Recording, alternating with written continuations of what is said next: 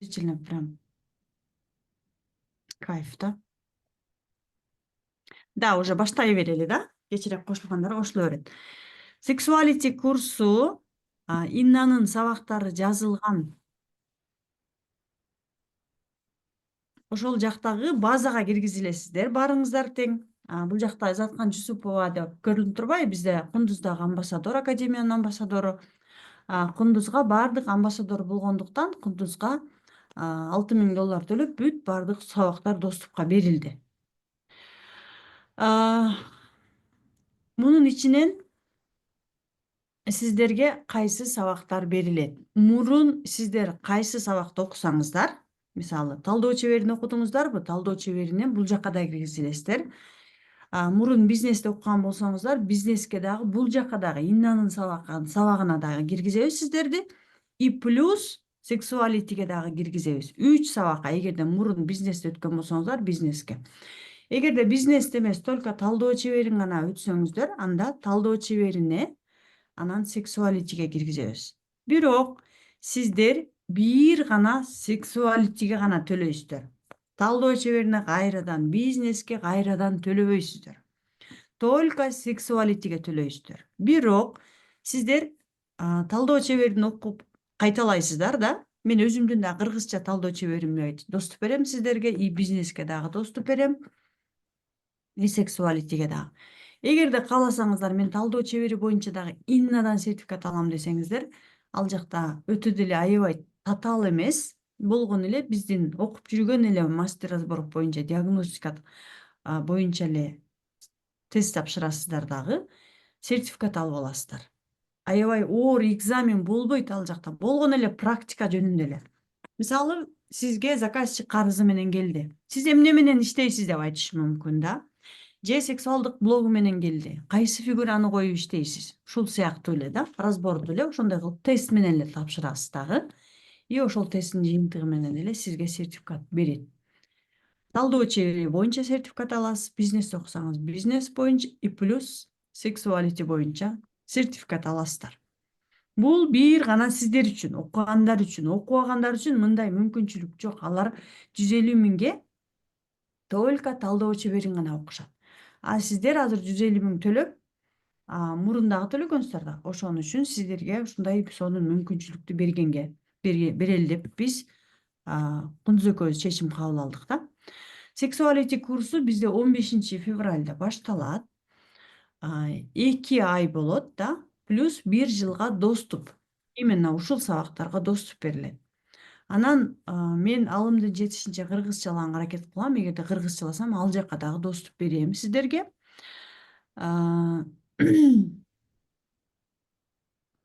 Да, мастер разборов курсу 1 жыл доступ сертификат да караңыздар. Бул жактан тизмени карасаңыздар болот. Инна Тиляшиновадан сексуалити курсуна 1 жылга доступ, сертификат Инна Тиляшиновадан. Талдоо чебери менден да доступ берилет. Трансформация курсуна бизде трансформация курсу болгон сайын сиздерди кошуп кете беребиз. И кураторлор сопровождение алышат. Разборлор боюнча, сексуалити боюнча разборлор башкача болот, бир аз башкачараак болот. Заткан Жусупова менен разборлор болот, Кундуз Таштанованын курстарына доступ аласыздар, и ретриттерге сөзсүз түрдө кошобуз, и фотосессия. Фотосессияны билесиздер, мастер разборов сертификат Иннадан бизнес насаатчылыкты окугандар, талдоо чеберинде окугандар кандай курстарга доступ аласыздар, бизнес насаатчылыкты окугандар кандай доступ аласыздар, бул жакта баардыгы жазылган. Талдоо чеберинде окугандар үчүн да 150 миң, бизнести окугандар үчүн дагы 150 миң сом гана төлөйсүздөр. И сертификат тегинде сөзсүз түрдө аласыздар. Иннадан аласыздар, менден эмес. Инна менин атымдан берет да. Так, кийинки мүмкүнчүлүктөр болсо көрсөтсөк болот. Так. 15 февралда уже сексуалити курсу уже башталат. Анан мындай мүмкүнчүлүктү кийинки жолку записьте качан кылабыз мен билбейм, айта албайм аны. Аны эми только сексуалити башталганда гана. Мисалы, азыр талдоо чебери бизде 15 февраль башталса, алар 15 апрелге барып бүтөбү. Анда кийинки сексуалити биздики только жайда болуп калат го дейм. И анан мурун окугандарга албетте биз сиздерге сунуштайбыз амбассадорлукту. Эмнеге? Анткени сиздер уже бул методиканы окуп, көрүп, билип калдыңыздар, туурабы? Амбассадор болгондо уже сиздерге сонун мүмкүнчүлүктөр бар да. Амбассадор деген ким? Амбассадор деген ушул эле билимдерди кайра башкаларга бересиздер. Ошол эле билимдерди мисалы мен мындайча айтканда азыркы Жаткан Жусупова болосуздар да. Жаткан Жусупова эмне кылып атат сиздерди? Сиздерди мен Иннанын сабактарына доступ алып берип да, кайра ал жактан кайра сиздерди сопровождение кылып, сиздерге үйрөтүп, методиканы да разбор жасаганды үйрөтүп, сиздерди сопровождение кылып, сиздер англис тилиндеги сертификат аласыздар. Бул менин сертификатым академиядан алган. Ушундай эле сопровождение кыласыздар. Кандай кылып амбассадор болсоңуздар, кантип алып барасыздар, түшүнүк ала албай жаткан болушуңуздар. Мен сиздерге түшүндүрүп айтып өтөйүн да. Амбассадорду кандай кылсаңыздар болот. Эгерде амбассадорлукка баргым келип атат, бирок түшүнбөй атам, ал эмне кылат деп аткан болсоңуздар, анда мен айтып кетейин. Амбассадорлукка келсеңиздер, сиздер мындай кыласыздар. Амбассадорлукта биз Кундуз экөөбүздүн сопровождение кылабыз. И ал жактан Кундуз кантип Инстаграмга чыккан. Амбассадорлуктун сиздерге көбүрөөк сунуштамакпыз, чем жаңыларга караганда. Эмнеге? Анткени сиздер бул методиканы аябай жакшы билип калгансыздар. Түшүнүк по-любому сиздерде бар. Жок эле дегенде талдоо чеберин түшүнөсүздөр. Талдоо чебери сиздерге вот бияктан жетет. А сексуалитини сиздер көрүп, биз менен дагы группанын ичинде дагы мен сиздерди сопровождение кылам, ал жактан түшүнүк алып аласыздар да. Сиздерге мен албетте амбассадорлукту сунуштайм. Менин мурунку окуган окуучуларыма амбассадорлукту сунуштайм. Эмнеге? Анткени сиздер азыр ушул эле талдоо сексуалитиге төлөгөн акчаны 2-3кө бөлүп төлөсөңүздөр болот. Амбассадорлукту да 150 миң төлөсөңүздөр, $2000 беле? Канчалык Кундуз? Биринчи 200 миң болуш керек. Биринчи бөлүгү 150 же 200 болсо керек эле. Амбассадорлуктун рассрочкасын где-то 200 болсо керек эле да. Бул жакта көрүнгөн жокпу эмне барыңарга? Көрүнүп атат, бирок 150 экен, 150, 200, 184 экен да. Эгерде сиздер амбассадорлукка келем десеңиздер, 150 төлөйсүздөр. Азыр 15 февралга да ал жактан сиздерге биз дароо мастер разборов курсуна доступ беребиз, талдоо чебери менин курсума доступ беребиз, бизнес насаатчылыкка доступ беребиз, трансформацияга и Инстаграмга сатуу боюнча Кундуз берет. Бул биринчи айда, 3 айдын ичинде төлөп бүтүш керек да.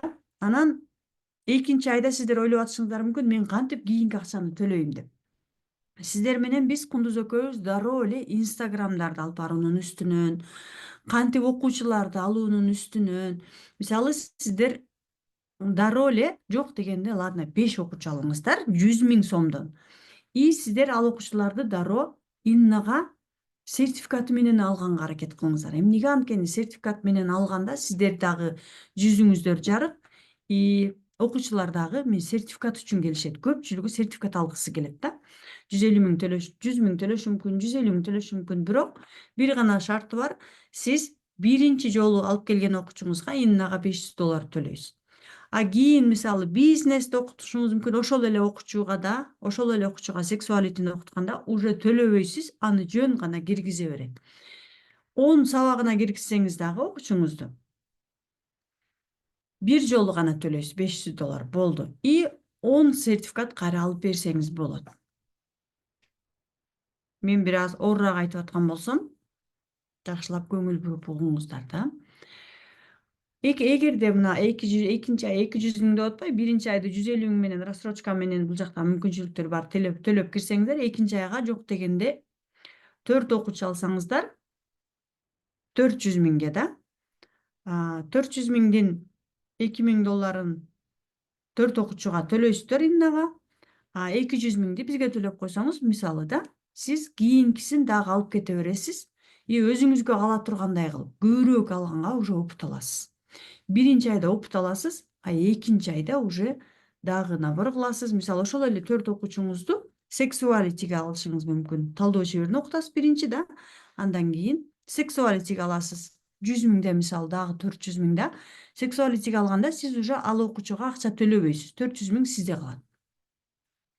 Окутуп кете бересиз, өзүңүздүн эле бул жактан алган билимдериңизди эле кайра элге бере бересиз. Өзүңүз отуруп алып сабактарды конспекттелейсиз, кайра элге разбор кылып бересиз. Мен кандай кылып окуткан болсом, ошондой эле кылып окута бересиздер сиздер дагы. Анан сиздерди ошол бойдон биз таштап койбойбуз. Бул жактан дагы жума сайын сиздер менен 2 жолу чыгып түз эфирден сиздерди колдоп турабыз. Мен колдоп турам жума сайын 2 жолу. Сабактарды айтып берем. Сексуалити боюнча иштешебиз сиздер менен, душа боюнча иштешебиз. 6-7 үрөөндөр менен иштешебиз, про менен иштешебиз, myself менен иштешебиз. Мындайча айтканда, Иннанын канча сабагы болсо, бүт бардыгын биз сиздер менен 6 ай ичинде акырынан өтүп, мындайча айтканда, жогорку деңгээлге тез көтөрүлүп кетесиздер. Сексуалитиде отурбайсыздар да кечикечи. Эгерде амбассадор болсоңуздар, мүмкүнчүлүктөр ал жакта чоң дагы болот, анан уже дароо мастерлерди чыгара аласыздар. Сертификат, Инна амбассадор деген сертификат берет сиздерге. Сиздер окуучуларыңыздарга академиянын атынан сертификат бере аласыздар. Амбассадорлукту албетте мен сиздерге көбүрөөк сунуштамакмын, анткени сиздер бул методиканы билесиздер. Ал эми жок, мен пока даяр эмесмин, только сексуалитини окуйм десеңиздер, анда, пожалуйста, сексуалитиге келиңиздер, окуңуздар. Сиздер үчүн азыркы сексуалити только сиздер үчүн гана, мурун окугандар үчүн. Жаңы келгендерди биз сексуалитиге албайбыз. Жаңы келгендер только талдоо чеберине алабыз. Сиздерге талдоо чебери курсуна доступ беребиз. Иннаныкына, меникине да орусча, кыргызча бардыгына доступ беребиз. Кандай сурооңуздар бар, бериңиздер. Амбассадорлук боюнча бул жактан рассрочканы дагы көрдүңүздөр. Азыр Кундуз дагы сиздерге толук түшүндүрүп айтып кетет.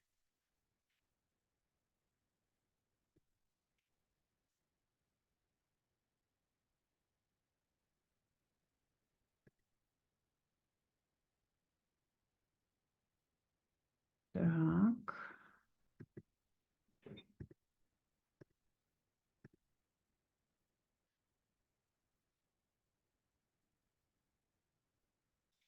Кыздар, болушунча видеоңорду күйгүзгүлө.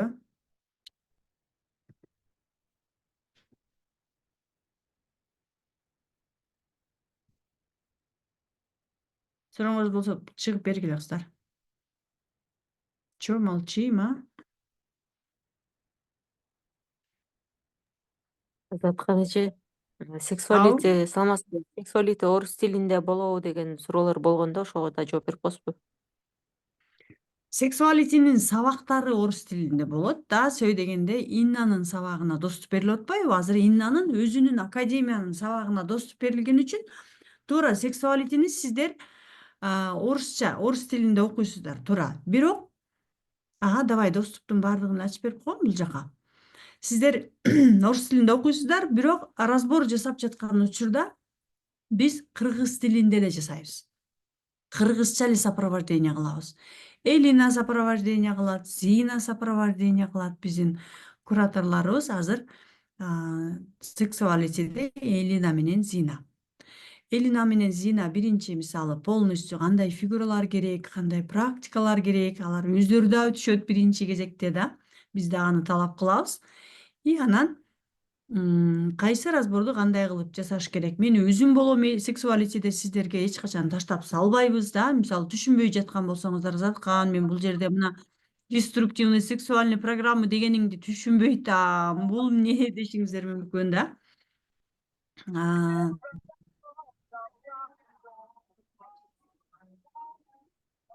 Мисалы, нестандартный сексуальный влечение бул эмне? Булардын баардыгы эмне? Булар менен кандай иштеш керек? Вот райское наслаждение баунти деп бүгүн биз разбор кылганбыз да. Ал жактан ушундай прям чыгып атпайбы биздикичи? Бардык сурооңуздарга мен сиздердин жаныңыздарда эле болом. 2 айдын ичинде биз сиздер менен сексуалитини толук өтүп бүтөбүз.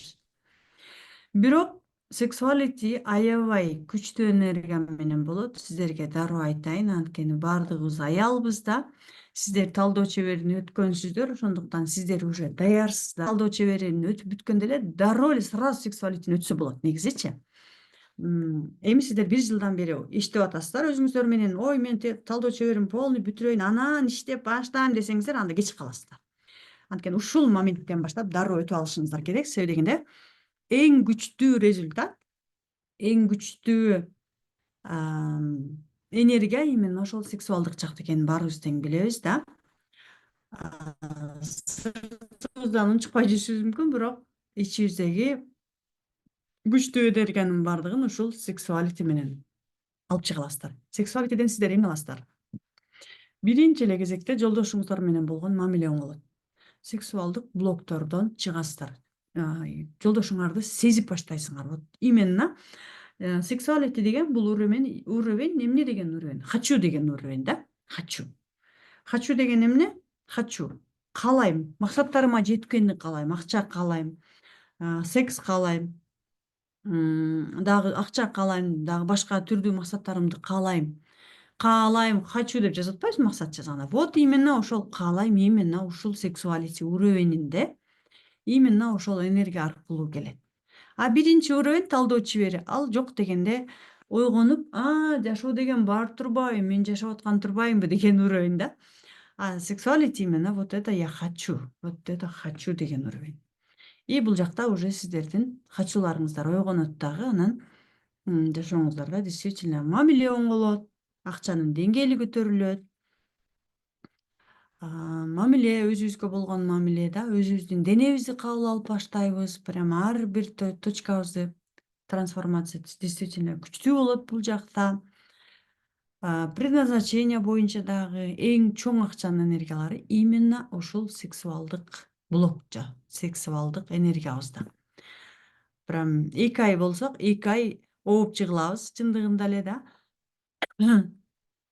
Эгерде күчтүү трансформацияны, күчтүү результаттарды каалап жаткан болсоңуздар, анда вот ошол жакта суроонун баардыгы именно ушул, жооптун баары именно сексуалитиде. Просто биз эми майдалап, жүйдөлөп, талдоону өзүнчө, сексуалитини өзүнчө берип атпайбызбы? Албетте мунан мисалы азыркы уровеньдин баардыгын бир эле 10 уровеньди бир эле $5000 кылып туруп, бири өтсөк деле болот. Бирок анда бир аз кыйналып калышыңыздар мүмкүн.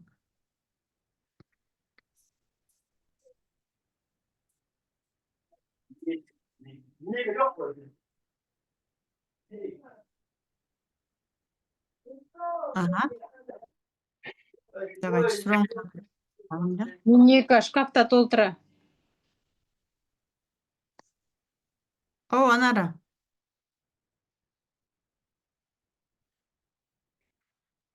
Зачем эме качан болот кийинки эме?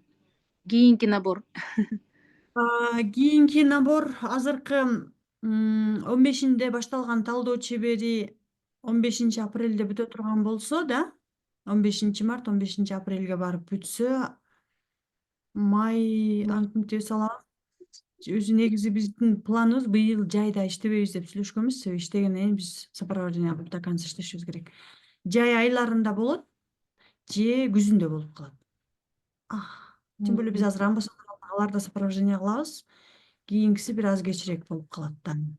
Скорее всего, күзүндө болушу мүмкүн. Биз тиги бизнес насаатчылыкты кыйратып бүтө элекпиз да, эми баарыбыз каша болуп кетпейби?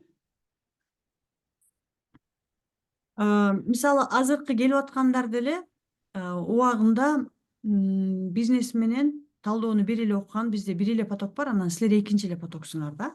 А так бир потокто бизнести өзүнчө, бир потокто талдоону өзүнчө окутканбыз башындачы. Наоборот, бул методика мындай да, өзүң деле байкап атсаң керек. Сен мисалы азыр бизнести окуп атасың, талдоодо окуп атасың, карасаң бизнести талдоо толуктайт, талдоону тренажер толуктайт. Бири-бирин толуктаган методика экенин өзүң байкап атсаң керек да. Бири-бирине эч мешать этпейт да буларчы. Ошол сыяктуу эле сексуалитини өтүп атканда деле мисалы бизнес менен сексуалитеде деле чоң акча бар, сексуалитеде деле ден соолук бар. Бизнеске наоборот аралаштырып кеткенде бул жакта көбүрөөк болот. Трансформация биякта күчтүүрөөк болот да. Себеби мен Назгүлгө премиум алганмын, анычы 1 жылга. Бизнес менен сексуалитини одновременно алып кетебиз экөөбүзчү. Мен ага бир сексуалитиге разбор кылып берем, бир бизнеске разбор кылып берем да, бири келгенде.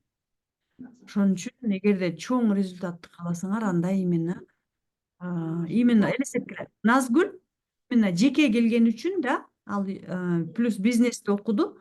Кандай результаттарды айтпайбы? Алды айтайынбы? Бүгүн дагы сүйлөшүп отуруп айтып атат да. Мага келгенде анда эмнеси болгон?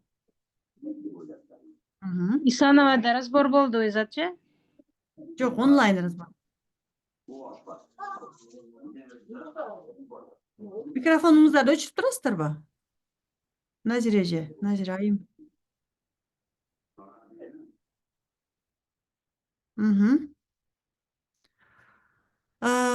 Мисалы, Назгүл келгенде анда Бишкекте жашаган, ал однокомнатная квартирада жашаган.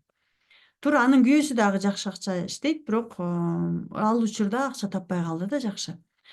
Анан трехкомнатная квартира алды. Жолдошу Хайландер алды. Кызы Америкага окуду. Бул результаттар 2 жылдын ичиндеги результаттар да. 6 мамлекетке, 5 мамлекетке саякатка барып келди, элестеткиле. 1 жылдын ичинде. Азыр өзү права алды, машина айдап жүрөт. Үй бүлөсү менен досмияга жазылды. Бул көзгө көрүнгөн гана результаттар да, көзгө көрүнбөгөн майда чүйдө результаттарды айтса толтура да. Бул именно сексуалити менен бизнести талдоону чогуу алып кеткендегиси да. Көздүн сексуалитине баштаганыбызга 1 жыл болоюн деп калды окшойт да, 1 жыл болуп калды. Былтыр. Назгүл айым жана балам да ооруп жүрөт деп аткан Назгүл айым, Да, баласы ооруп жүрөт, бирок баласына мен көп разбор жасадым, бирок баласына мен Иннадан сураганда ал намного высшему уровню жасалыш керек экен да, ал разборчу. Анын душасы менен көбүрөөк иштешибиз керек экен. Биз душасы менен иштедик эле өткөндө, аябай катуу трансформация болду да. Диагнозу эмне ал баланын? Мындай да, эгерде биздин ооруган адамга же бир нерсеге алыбыз жетпей жатса, демек ал душанын чечими. Душанын чечимин биз өзгөртө албайбыз да. Душа эгерде чындап чечим кабыл алса, ал өзгөртөт. Кабыл албаса, аны өзгөртпөйт. Биз душанын чечимине дагы карашыбыз керек, аны дагы сыйлашыбыз керек. Давайте кимдин сексуалити боюнча, амбассадор боюнча суроолор бар, берсеңиздер болот бул жакта. Кимге эмне түшүнүксүз болуп атат?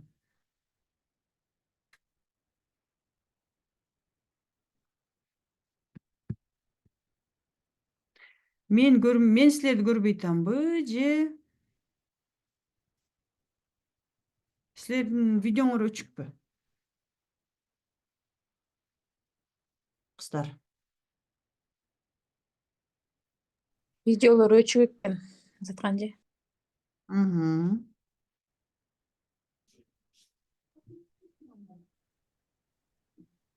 Сексуалити боюнча программаны көрдүңүздөр, бул жактан доступту көрдүңүздөр. Именно ушул жакка доступ берилет дагы. Сиздер менен биз 1-модулдан баштап эле иштеп баштайбыз. Так, азыр Суроолоруңуздар болсо, видеоңузду күйгүзүп сураңыздар. Бул айфондон башкасынын баарынын видеосу өчүп кетти.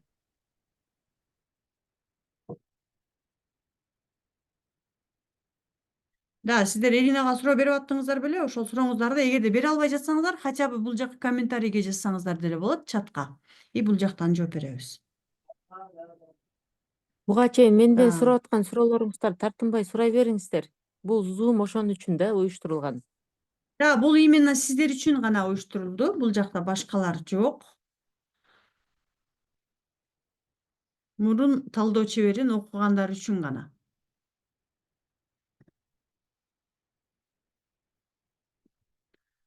Мурунку бир-эки потоктогулар жаңы адамдар да бар экен бул жакта элдер. Мейли. Эгерде жаңы келип аткан болсоңуздар, анда талдоо чеберин окусаңыздар болот. Так, бул жерде мен Медина айымды көрүп атам. Медина айым өткөндө сиздин номериңизди мага башка жактан дагы кыздар беришкен. Тиги академияданчы. Сиз биздин кайсы курста окугансыз, Медина айым? Микрофонуңузду күйгүзсөңүз. Медина деген немеде Жаш өзөгүндө бар азыр. Ага чейин да окуган, мен курсташым. Сен өткөндө айтып аткан Медина айым, Ооба, мен курсташым Медина. Медина, өзүң чыгып айтып бересиң? Саламатсыздарбы? Да, Заткан эже саламатсызбы? мен өзүм Иннадан окуп аткамда мен айтпадым беле, бир өткөндө да ушул эме боюнча сиздерге чыккам да. Окусамбы деп өткөн потокдучу. Өткөн потокто жетишпей калдым. Эми ушул эме кылып атам, ниет кылып атам да ушу потокту окуйн, мастер разборов окуйн депчи. Ага. Бирок силер Иннадан кайсы Амбассадорго эме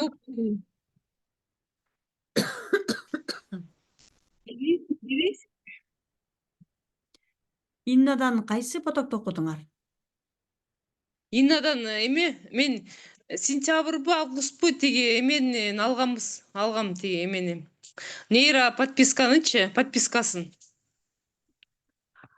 Силер деген мындай группанын ичинде иштеген эмес турбайсыңарбы андай? Самостоятельно эле өтүпсүңөр да, отуруп алып эле?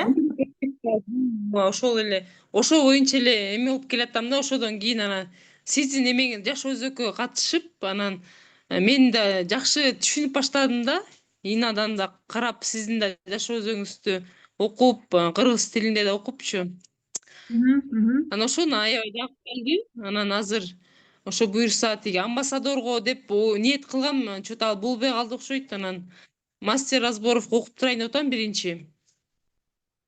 Да, силер деген разбор жасаганды үйрөнүп албапсыңар да, эгерде куратор жок иштешкен болсоңор, биз өзүбүз жок. Мисалы биз эмне кылабыз? Биз 2 ай талдоо чеберин эгерде талдоо чеберине келе турган болсоңор, силерди 2 айга мен алам дагы да. Мен силерди өзүм биринчи кезекте өзүм разбор жасап берем да. Өзүм разбор жасап атканда онлайн кантип разбор жасаганды көрсөтүп түшүндүрүп кетем. Эгерде Бишкек шаарында болсоңор, Бишкек шаарына дагы жолугушуу кылабыз. Ал жактан дагы фигуралар менен кандай иштейбиз, кандай реакция кылабыз, бүт баарын айтып кетем. Бул бир практика жүзүндө көрсөтөм да. Куратор силер менен иштешет да. Куратор силерге сопровождение кылган учурда кайсы жерде кандай разбор кылыш керек, алар силердин өзүңөрдү разбор жасатат дагы, өзүңөргө жок дегенде бир разбор жасасаң дагы бул чоң результат да. Бир жолу жасап алсаңар, 2 жолу жасап алсаңар уже түшүнүп баштайсыңар. Силер фигура менен иштебеген эмес турбайсыңарбы, ошон үчүн түшүнбөй атасыңар да. Бул жактан 2 айдын ичинде уже спокойно эле разбор жасаганды билип каласыңар. Себеби дегенде акыркы 1 ай бою мен силерге разбор жасап иштесем, 1 айдан кийин мен өзүм талап кылып баштайм, давай жасагыла депчи. И спокойно жасай бересиңер. Эч качан разборду эч ким мен туура жасадым деп айта албайт. Ал жерде уже полени чувствовать этип жасаш керек. Бүт маалымат поле аркылуу келет да. Эгерде ишенбей жаткан болсоңор, анда талдоо чеберине эле келе бергиле. Талдоо чеберин окугула, анан амбассадор окуп десеңер, анда талдоо чеберин окуп, уже полностью билип алгандан кийин анан амбассадорлукка ала берсеңер болот. Мейлиби? Анан сиздин 1-2 разборуңузга Бишкектен барып катышканбыз тиги. Өзүм апам да сизде окуйт да. Анан ошол апам ушундай жүрт деп анан 1-2 жолу барып ушул фигура болуп 1-2 жолу катышып келгем Бишкектен. Молодец, да. Силер каяктан келдиңер? Каяктан келип атасыңар? Мен өзүм Бишкекте жашайм, апам Таластан келген. Апам постоянно сиздин эмеңиз. Канатымбы? Клиентиңиз Затканчы, болду. Ооба. Заткан эже, бул Медина сиздин соседиңиз жалда. Апасы жана Таластан келип атты го, умрага кеткен эже. Вот Мединанын апасы. Медина Майхателге келип атты. Ооба. Сонун молодец. Хорошо, Медина анда талдоо чеберине кел сөзсүз. 15-ине. Буйрса. Анан максатың чоң экен. Себеби деген именно ушул окууну бүткөндөр амбассадорго келгени жакшы да. Талдоону бүтүп алгандан кийин анда спокойно эле дальше сексуалити. Уже амбассадорго келгенде ал жакта берки көрөөндөр бүт баары доступта берилет да. Аны мен уже өзүм сопровождение кылам. И куратор дагы болот, и Кундуз дагы Инстаграмды жакшыраак. Эми амбассадорлукта Кундуз көбүрөөк болот да. А талдоо чеберинде көбүрөөк куратор менен иштешесиңер. И Сиз да башында иштейсиздерби? Да, конечно. Мен дагы силерге жума сайын разбор жасап берем. И жасаганды дагы көрсөтөм, үйрөтөм, түшүндүрөм. Баардыгында мен бармын, конечно. Же ошондо эме кылганда Талдоо бул 10 чеберин обновка ичинде болобу? да, талдоо чебери деген мастер Quality болот разборовду да. мындай да. Талдоо чеберин мен өзүм кыргызчалап чыкканмын. Иннанын сабагын мен өзүм кыргызчалап М. разбор кылып, кыргызчалап жөнөкөй тил менен түшүндүрүп, аны иннадай кылып эле сабакты тартып, камера менен, фигуралардын жардамы менен, кыздардын жардамы менен, кадимкидей эле өздөрүнүн максаты менен келип эле ошол максат менен разбор кылып эле аны көрсөткөнмүн. Кыргыз тилинде бирок. Жөнөкөй тил менен түшүндүрүп. Ага кошумча 10 основ бизде трансформация курсу да. 10 основ деген азыр мен жаш өзөгүн берип атпаймынбы? Ошол 10 основ да. Мен просто Ооба, жаш билдим, ооба. аябай майдалап, прям ар бирин өзүнчө кылып шашылбай отуруп алып берип атпаймынбы? Ошол 10 основ. Түшүнбөгөн адамга 10 основ аябай кыйын курс да. Түшүнбөгөн адамга. Себеби мен өзүм 10 основду 1 ай окугамын элестет, түшүнбөй. Түшүнүп алгандан кийин ал оңой эле. Иерархия деген эмне, лоялдуулук деген эмне дегени мен башында түшүнбөй жүргөм. Кийин анан түшүнүп алдым да. Жашоо аркылуу өтүш керек экен да көп нерсеничи. Да, молодец, жашоо өзөгүн окуп атсаң, анда сен спокойно эле уже түшүнүп баштайсың талдоону. Себеби дегенде талдоо именно ошол 10 основдон эле турат. Жашоо өзөгү мен үстүртөнүрөөк өтөм да жашоо өзөгүндө.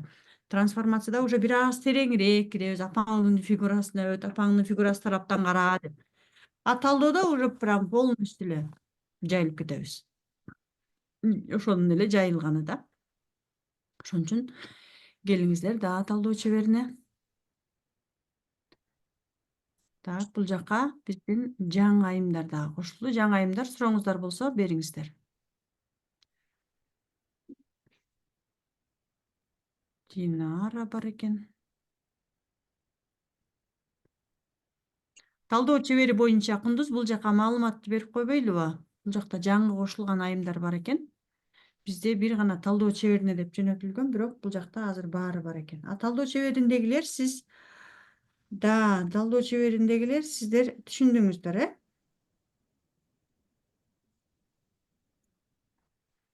Талдоо чеберин мурун окугандар сиздер түшүндүңүздөр, Сексуалитиге келсеңиздер, сексуалитиден биз сиздер менен чогуу болобуз, сиздерди колдойбуз. И анан сиздерди албетте кыргыз тилинде баардыгын жеткиликтүү кылып беребиз. Анан сертификатты тапшырганда академияга тапшыра албай калсам эмне болот деп атпайсыздарбы? Бул жакта прям аябай строго деген, конечно, закон жок, но все равно билишиңиздер керек да. Сексуалитини өткөндөн кийин, мисалы, мынчанчы модульда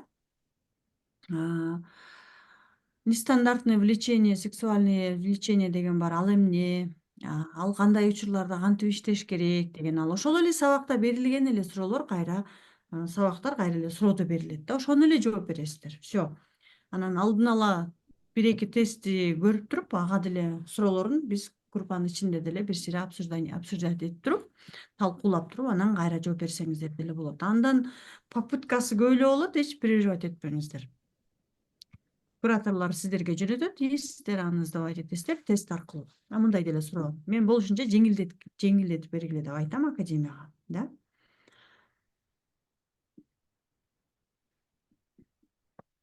Так, давайте эми сиздерге бул жакта бизде жаңы келгендер бар экен. Негизи жаңы келген айымдарга эртең өтөлү дегенбиз. Бүгүн кошулуп кирип калыпсыздар, мейли сонун. Демек, ойлойм сиздерди дагы бул жака тартып атат да, хочется да көбүрөөк билгенге. Буюрса 15 февралда көрүп атасыздар да, мастер разборов курсу дагы башталат. Кыргызча талдоо чебери курсу деп аталат. Биз кыргызча которуп, сабактардан бери бүт бардыгын которуп койгонбуз. Ал жакта мен өзүм прям сабакты өтүп, биринчи модульдан аягына чейин өтүп, ден соолукка кандай кылабыз, мамилеге кандай кылабыз разборду, акчага кандай кылабыз, сексуалдык блогторго кандай кылабыз, баардыгы боюнча разборлорду жасагам. И мастер разборов ушул потокко келгендерден баштап, мастер разборов деген Инна Тляшинованын сертификатын аласыздар. Бул жакта жазылып турган академиянын атынан да. И Инна Тляшинованын дагы кошумча сабагына 1 жылга доступ берилет сиздерге. И менин талдоо чебери курсума дагы 1 жылга доступ берилет. Кундуз Таштанованын сатуу менеджери курсуна, погружение в СММ курсуна 1 жылга доступ берилет. Андан сырткары сиздерге мен кантип дене менен, денедеги блоктор менен, зажимдер менен иштеш керек. Ал боюнча дагы ретрит өткөрөбүз биз. Ага дагы чогуласыздар. Ретрит именно мастер разборов, сексуалити, амбассадор баарыңыздарды чогултуп бир ретрит өткөрөбүз. Бир жолу ретрит болот. Мастер разборовдо 4 жолу Бишкек шаарында жандуу жолугабыз 2 айдын ичинде. Жандуу жолукканда мен сиздерге кантип жандуу разборлорду жасайбыз көрсөтүп айтып берем. Жана жума сайын мен сиздер менен разборлорду өтүп турам өзүм Заткан Жусуповада.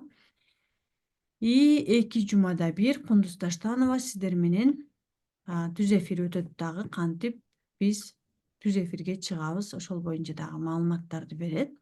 Андан сырткары сиздер кураторлор менен дагы жумасына 1 жолу жолугасыздар дагы, куратор дагы сиздер менен разбор боюнча разбор жасатып, өзүңүздөр уже даамдап, кантип фигура менен кантип иштейсиздер уже баштайсыздар дароо эле. Андан сырткары өз алдыңыздарча да жолугуп дагы өз алдыңыздарча бири-бириңиздерге разбор жасаганды биз талап кылабыз. Себеби дегенде сабактарда көп тапшырмалар болот. Диагностика жасап келгиле, разбор жасап келгиле. 5 адамга разбор жаса, 2 адамга диагностика жаса деген талаптар болот. Ошол талаптын баардыгын аткарышыңыздар керек. Анан сабакка келгенде унутпайбыз да, биз чоң адамдарбыз, жоопкерчиликти өзүбүзгө алабыз дагы, кыймылдап баштайбыз, аракет кылабыз. Анан сабакты сатып алып эле мен болду 150 миң төлөп койдум, уже тияктан трансформация боло берем десек, нет. Бул жакта аракет кылыш керек, кыймылдаш керек, окуш керек. Университетке барсак деле окубасак, бизге эч ким диплом бербейт. Ошол сыяктуу да окушубуз керек. Анан сиздер үчүн жеңилдик берилген бул жакта. Мастер разборовго баасы 150 миң сом, рассрочка 15 мартка чейин эгерде рассрочкага төлөйүн, бөлүп төлөйүн дей турган болсоңуздар, анда баасы 180 миң сом болот. 15 февралга чейин бронь, бөлүп төлөө 50 миң сом. 50 миң сом, 50 миң сом кылып төлөсөңүздөр болот. И 100 миң сомду 6 айга бөлүп төлөө боюнча М-банктан же кеш тую деген бар да, билип калсаңыздар керек да. Бизде уже талдоо чебери курсуна катталгандар бар уже арабызда. Уже келип катталып башташты талдоо чеберинде. Буюрса 15 февралдан баштап аларга уже доступтар ачылат. Уже сопровождение уже башталат. Так, дагы бул жакта рассрочканын мүмкүнчүлүктөрүн карап алсаңыздар болот. И сексуалитиге деле ушундай эле рассрочка менен келсеңиздер болот эгерде. Жок, мен азыр рассрочкага эле бөлүп төлөйм десеңиздер, анда 100 миң сомду 6 айга бөлүп төлөсөңүздөр болот. Сексуалитиге дагы баасы бирдей да, көрдүңүздөр. И 50 миң сомду 15 февралга чейин төлөсөңүздөр болот. Мастер разборов өзүңүздөр билгендей эле бул жактан биринчиден өзүңүздөр менен иштейсиздер. Экинчиден башкаларга дагы разбор жасап баштасаңыздар болот. Бул мындай болушу мүмкүн эмес деп ойлошуңуздар мүмкүн да, дароо эле акча таап иштеш мүмкүн эмес деп ойлошуңуздар мүмкүн. Бирок толук мүмкүнчүлүк бар. Эмнеге? Анткени мен өзүм дал ушул методиканы окугандан баштап бизден дагы талап кылышкан, мен өзүм окуп баштаганмын. Мастер разборовду окуп баштаганмын и дароо эле разбор кылып баштаганмын. Туура биринчи разборлорумду мен 500 сомдон өткөнмүн. Инстаграмдан окуучуларды чакырып алып да, бирден, экиден адамга. Андан кийин уже опыт алып алгандан кийин өзүмдүн бир туугандарыма баштагам разбор жасап. диагностика жасап, диагностиканы мен бекер кылган эмесмин. Бизге айтышчу, жок дегенде диагностикага 1000 сом алгыла дешчү. Биз 200 сомдон алып деле жасап жүрдүк, но 1000 сомдон алгандар көбүрөөк результат алышты. Бир туугандарыма 1000 сомдон диагностика жасачумун. Алар уже тааныштарын жөнөтүп башташты. Аларга уже 5000 сомдон разбор жасап, уже тааныштары 1 айдан кийин уже результат менен бөлүшүп башташты да. Башында чындыгында көп эле нерсе түшүнүксүз болсо талдоо чеберинде.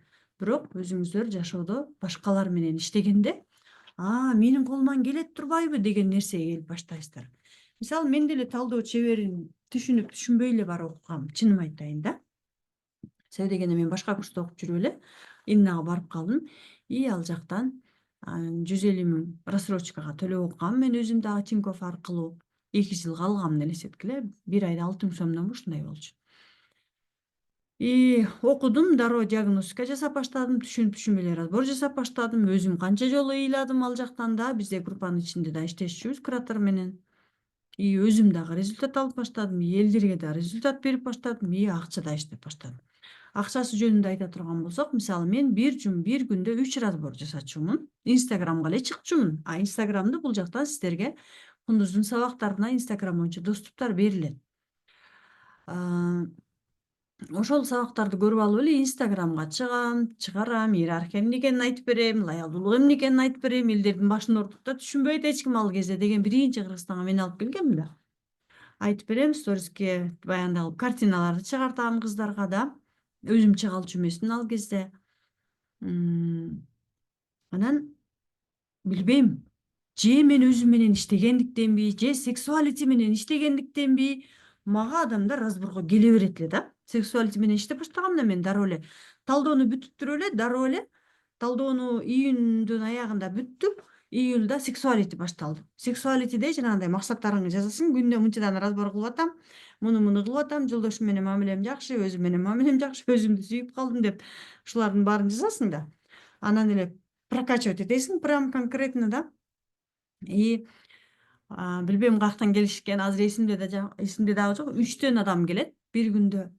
Анан бир күндө 3төн адамга разбор кылам, элестеткиле. Бир күндө 3төн адам болгондо, эми бул жерде кеп акчада эмес, кеп ошол адамдардын келип атканына таң каласың да.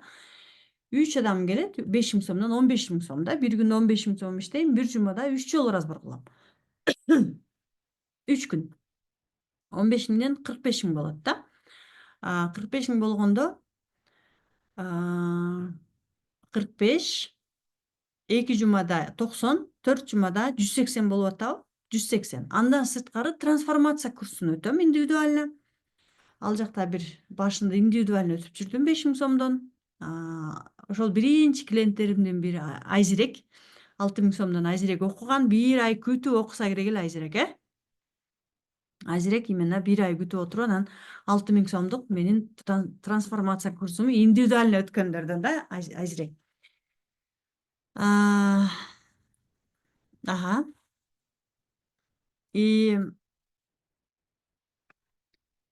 Анан трансформация курсун уже упаковка кылып, ооба, бир ай күткөм дейт да. Бир ай күтүп келди, аны индивидуально өтүп баштадым. Андан кийин ойлонуп көрсөм, элестеткиле, Айзирек дагы бир 12 адам менен иштейт элем, эсимде бар. 12 адамга 6000 сомдон өткөндө 72 000 сом ал жактан иштейм да. Вообще эс алчу эмесмин да, менчи такыр эс алчу. Эртең менен саат 6да баштайт элем, түнкү саат 12де бүтөт элем да. Балдарыма убакыт бөлөт элем, бүт баарын расписание менен жазып алгам. Саат мынчадан мынчага чейин ошол тетрадтарымдын баары бар. Анын баарын бирок мен максаттан тетрадка жазып баштагам. Кийин точно ошондой кылып аткарым. Анан кайра кой, мен трансформацияны ушундай отурсам канча адамга жеткире албайт экенмин. Трансформация аябай 200 киши очередьте турат деп койгула, именно сексуалити менен иштеп баштагандан кийин. Анан кой, мен муну масштабка чыгарышым керек экен деп, анан масштаб менен иштеп баштадым. Ошентип эле пошло поехало да, кете берет экен да. Көрсө бул жагыңдагы нерсени блокту алып, жанагы ограничениянын баарын биринчи аң сезимдин биринчи деңгээлинен чыккандан кийин эле дуң резко кете берет экенсиң да. Ошон үчүн ордубузда отура бербей кичине жылышыбыз керек экен да. Ошентип эле анан продюсер чыгып калды, Чолпон эже менен иштештик, трансформация менен иштештик, разборлорум көбөйдү да.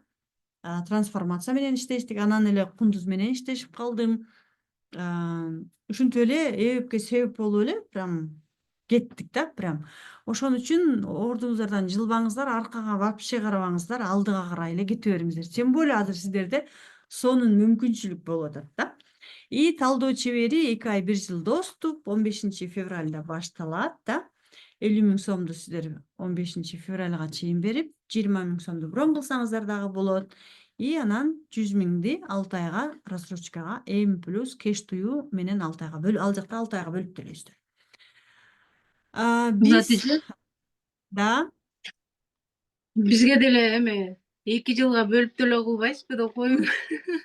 2 жылга мен ал жакта деген академияга 2 жылга бөлүп төлөгөн эмесмин да. Ал жакта деген эми мен Тиньковдон мурун кредитти өлө алган адам болгом да менчи. Тиньковдон ошондой немелери бар болчу да, мүмкүнчүлүк бар болчу да ал жактачы. Тинькофф эми Россиянын банктарынын көбүндө мүмкүнчүлүктөр бар. Мен Россиянын да гражданимин да. Ошон үчүн алардан 2 жылга бөлүп алгам да. Так мен бирок Бизде жок кийин да уже банктарда андай. бизде андай жок, анан мен андай майда чүйдөлөгөндү кийин токтоттум. Азыр деле алсам болот, бирок мен азыр айтам сабакты алганымда деле азыр андан кийин мен даже 1 миллион, 1,5 миллион, 2 миллиондон кийин сабактарды алдым. Мен кандай ниет койдум айтайынбы? Мен дароо наличка төлөйм деген ниет менен ниет койдум. И ошол акчаларга мээңе задание бергенден кийин мен ошол нерсени алып чыгат экен да. Мен 150 000ди төлөйм, ошону окуйм десең, мен ошол нерсени жасайм. Мээге тапшырма бергенди билишиңер керек. Наоборот, акчам жок, тиги машинамды сата калсамбы, же тиги алтынымды сата калсамбы, ломбардка бара калсамбы десеңер, точно ошондой чечим кабыл алып берет, жардам берет. Жок, мен талдоо чебери наличкага акча төлөйм, окуйм десеңер, соодаңар дагы жүрөт дагы, и акча дагы чыгат. Ал биздин өзүбүздүн ниеттен и бияктагы калуудан, командадан зависит этет. Затчы анан Ага. ошо Инстаграмда мен разбор кылчумун деп атпайсызбы азыр? Мага деле идея Ага. келип кетчү Инстаграмга чыгып, жана хотя бы ошо элементарный иерархия, лояльность жөнүндө баштап сүйлөпчү. Мен кандай кылчу элем айтайынбы? Ой, мен Инстаграм эмнекени деле билбейм. Инстаграмда бир 200 кишим болсо керек менимчечи. Анан Инстаграмга чыккандан жүрөгүм түшөт. Мени кундуз Затканжа кана, сторис кана деп атып эле чыгарган. А так мен вообще Инстаграмга чыкпайт болчумун да. Бирок мен жазганга кыйын болчумун. Стористи жанагы сторис жазганда консультация 500 сом деп туруп анан номерими калтырып койчумун да. Номерди анда да ссылкасын каяктан билесиң. Мындай эле жазып калтырчумун сторискечи. 791-97 эле мондай эле балча айтып эле сториске чыгарып койчумун. И өзүм менен иштеп турчумун да, өзүмдүн блогторум менен тынбай иштеп, хочу, чтобы вот столько клиенты пришли деп визуализация кылып элесе деп айтып атпайм, бул жакта деген көп аракет кылыш керек да. Уктап жата берсең эчтеке жок. Дегенде анан кийин бири 500 сомго бир кыз келди. Дагы бир 500 сомго бир кыз келди. 2 эле кызга жасадым мен. Анан экөөм менен бизде методиканы билесиңер го, өлө прям боль менен терең иштедим. Анан эле 200 адам келди деп кой, жанагыларга же акчасын алганга үлгүрбөйм, же жасаганга үлгүрбөйм, очередь болуп кетти делесет. Ага чейин бирок мен бул жакта блогторум менен иштедим да. Ошон үчүн силер дагы блогторуңар менен көбүрөөк фокусуңарды блогторуңар өзүңөрдүн Фигура затчы. проблема бул жакта. Ой, фигураны проблема кыласың да. Фигура азыр трансформацияда бизде фигура толтура кубанар а. Трансформацияда кайсы трансформация? Жашоо өзөгүндөн айтып атасызбы же трансформация? Ой, Ал Эмин ага айтып жактагылар деле, жок, фигура допустим, керек десең деле, фигура керек десең зайка деле кирип сага алып толтур. биз куратор болуп разбор кылбайбыз да. Жок, сен өзүңдүн разборуңа фигура чакырасың да. Бергиле мен разбор кылам десең, келет элдин бардыгы эле.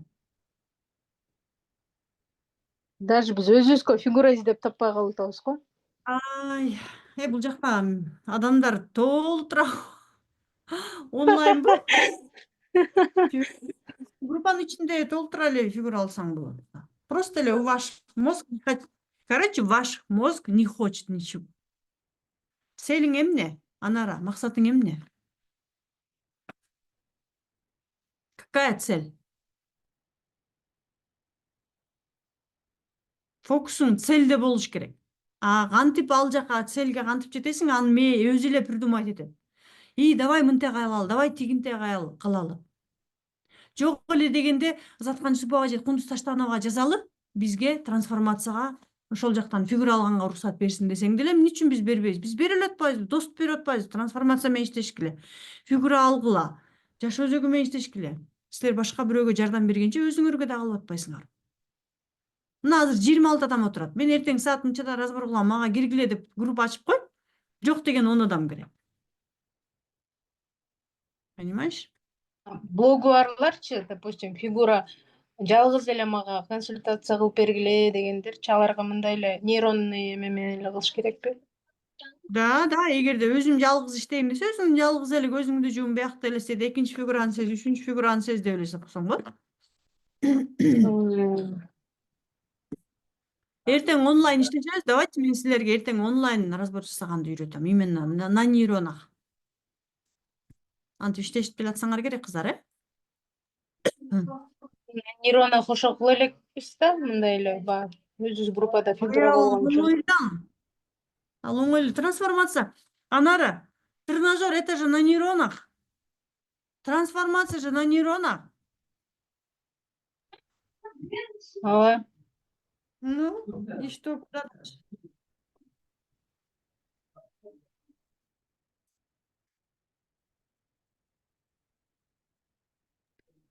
Тренажерду өзүң разбор кыла бересиң, мындай на нейронах. Бирөөгө келгенде эле эме болуп калат экенсиң да. Анара Стоп болуп калат. Полина, биринчиден сенин максатың, эмне максат менен сен ал адамга разбор кылып атасың. Талдоо чеберинде сабакта айтылып эле атпайбы? Сен разбор кылганда сени ал клиент макташ үчүн жасаба разборду. Сен максатыңа жете турган кылып жаса. Анарага Элина разборго бардыбы? Анара жасаш керек өзүнүн максатына жете турган кылып. А Элина разборго барат өзүнүн максатына жете турган. Бир эле учурда өзүңдүн максатың үчүн жасайсың мастер, бир эле учурда клиентке ачык жүрөгүң менен себепкер болуу максатында жасайсың. И все. Полеге от души киресиң, разборду жасайсың, полени сезесиң, сезип атпайсыңбы полени? Ошондой эле сезесиң, жасайсың, трансформация кыласың, болду. Все, сенин жумушуң ошо менен бүтөт. А дальше кандай? Трансформацияны кандай кабыл алат? Результатты кандай кабыл алат? Ал уже Элинанын чечими. Сен ал Элинанын чечими үчүн жооп бербейсиң. Анткени ал өзүнчө индивидуальный адам. Понимаешь? Мен даже миллион төлөп келген Назгүлгө деле айтам. Назгүл мага миллион төлөгөн. Мен сага трансформация кылып берем. Кандай кылып трансформация кыласың аны, кантип кабыл аласың, ал сенин чечимиң. Мен ага жооп бербейм результатына. Все, ал кааласа алат, кааласа жүрө берет жертва болуп өмүр бою. Понимаешь?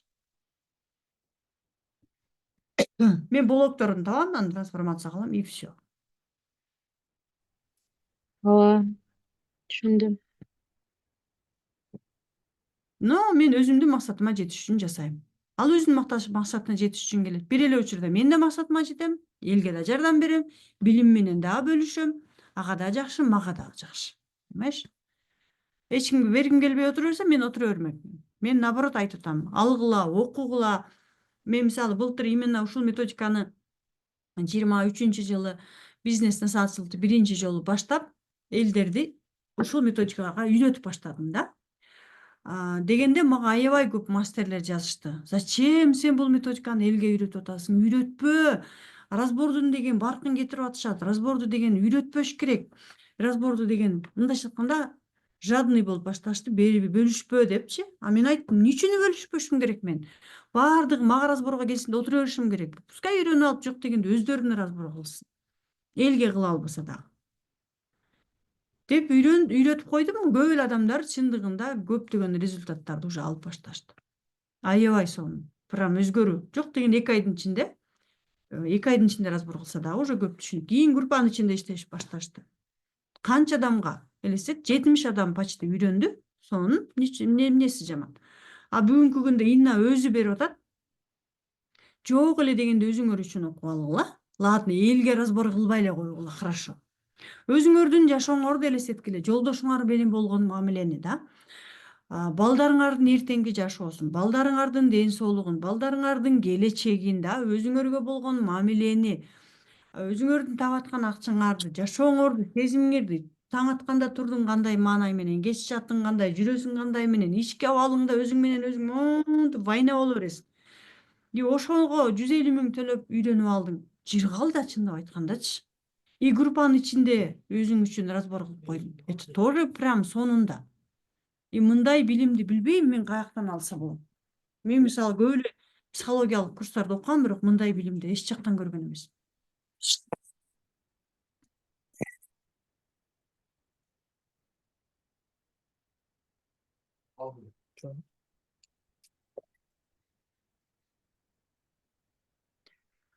Мурун окугандар, бизнесте талдоодо окуган айымдар 15 февралдан баштап сексуалитиге калуучулар келиңиздер. 3 сертификат аласыздар, 2 сертификат аласыздар да сексуалити менен дароо иштеп баштайсыздар. И Иннанын сабактарына доступ аласыздар. Эмне үчүн мен Иннанын сабактарына дегенимдин себеби Иннанын энергиясы менен алган сабак баары башка. Себеби дегенде Инна бул сабактын, бул билимдин башталышы. Иннадан башталган. Автор Инна. Мен сиздерге кыргызча жөнөт жеткиргемин, да? Болушунча кыргызча которгомун, да. Но энергия Иннаныкы баары Иннаныкы башка. Мына бул жакта менин академиядагы сабак, мага берилген сабактар. Мына Иннанын отурганын көрдүңөрбү? Ушул өзү эле канча энергия да.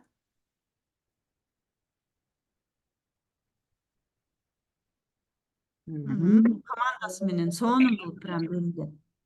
Бүт разбор, майда чүдөсүнө чейин түшүндүрүлгөн.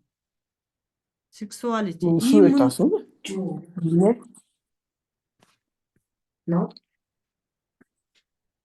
Гүлмира, микрофонуңду. Ага. И бул жакта дагы өзүңдү сүйүүдөн баштайсың. 14 модуль болот. Бул жакта карасаңар болот. Мужчина, женщина. Эгерде мужская энергияңар көп болсо, аял болосуңар. Любовь деген эмне? Возбуждение, удовольствие. Прям бүт бардыгы бар.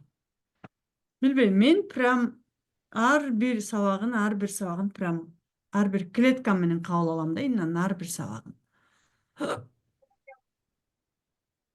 Райское наслаждение дейді. Кундуз, эгерде ачылса 1-2 сабагын ачып койсоң, башындагы биринчи сабак, биринчи вот ачсаң, сексуалитинин видениеси бар прям.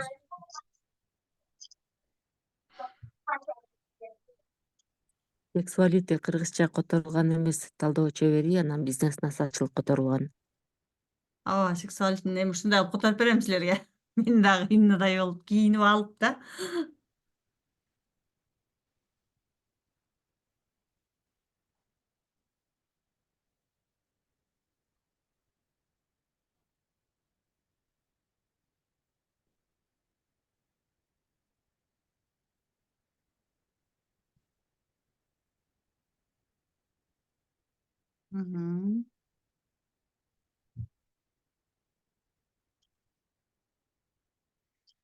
Бул разбор неме деген разбор болуш керек.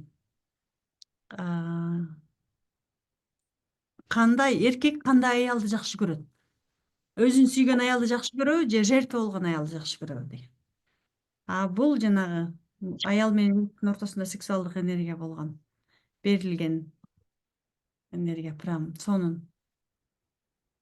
Уже көргөндө эле уже возбуждение болуп баштайсың го.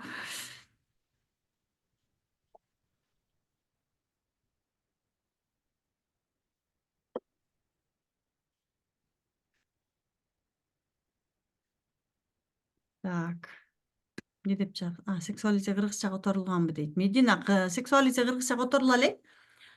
Бирок менин планымда бар, буюрса котором, бирок Иннанын энергиясы менен берилген сабак баары бир башка. Ал мээңе бул жактачы аябай билимдүү болуп деле кереги жок. Надо, самое главное, надо чувствовать этиш керек.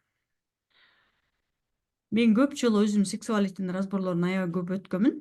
И прям ар бир разбордо кадимкидей өзүңдү угуп, прям өзүңдү сезип баштайсың да.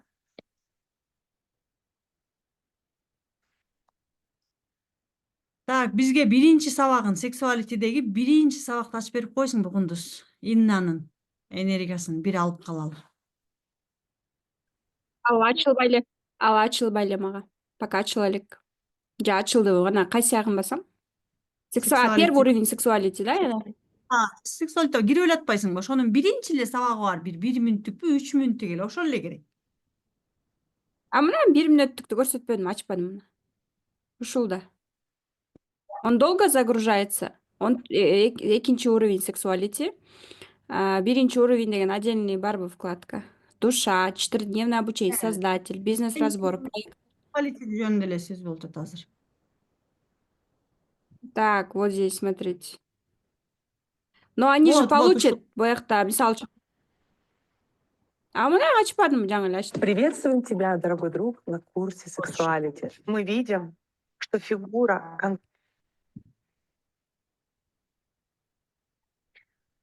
Ушул, көрдүк уже муну. Да, ошол. Көрдүңүздөр да, чындыгында аябай сонун мүмкүнчүлүк, мындай мүмкүнчүлүк мен даже мынчалык көп масштабта берет деп күткөн эмесмин чындыгында. Бирок Инна прям монтуп алып туруп алгыла деп туруп берип салды да. Бул сабактарга баа жеткиз, чындыгында баа жеткиз, прям ар бир прям чакранын элестеткиле. Чакранын ар бирине өзүнчө сабак, ар бири менен өзүнчө майда чүйдөсүнө чейин иштеп чыккан элестеткиле. Мына мастер разборов деген бул чоң акчалар жөнүндө, бизнестеги чоң акчалар жөнүндө. Эгерде сиздер ишкерлер менен, сиздерде бул жерде мүмкүнчүлүк чексиз болот да. Сиздер талдоо чебери болгондон кийин ал жакта мисалы бизнесмендер менен иштешем десеңиздер, бизнес разборго келип, бизнес разборду үйрөнүп алсаңыздар, бизнесмендерге бир эле бизнеси менен 200 000 сомдон өйдө иштешсеңиздер болот. Мисалы бүгүнкү күндө мен бир ишкердин бизнесин миллиондон кем алып барбайм. Мисалы Назгүл менен миллион, иним менен миллиондон.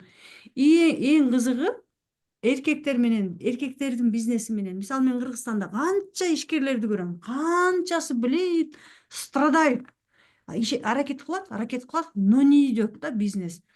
Мисалы инимди эле айта турган болсом да, мен именно ошол берилген сабакты полный өткөмүн. Ошол менен эле $1 000 чыкты. Мен азыр ага уже даже сексуалити боюнча, про боюнча разбор кылгым келип атат. Анда ал вообще эле прям миллиардер болуп кетет да. Бул жакта прям мүмкүнчүлүк деген прям ушундай бир энергиянын булагынан эле прям алып туруп эле колдоно берсеңер болот да. Но, конечно, ал кабыл алганга даяр болсоңор, алгыла дагы колдонгула. Мындай мүмкүнчүлүктү билбейм. Кыргызстанда бүгүнкү күндө мындай мүмкүнчүлүк бир гана бизде азыр. Бул абдан кымбат доступ менен алдык. Бул жөн эле акчага келип калган жок. Андан сырткары дагы менин көптөгөн кандай десем, каалоо болуш керек экен да. Каалооң болсо бул жерде өзүңдү эч нерсе менен чектебейт экенсиң. Аябай прям кымбат эле сабак деп айтсак болот да.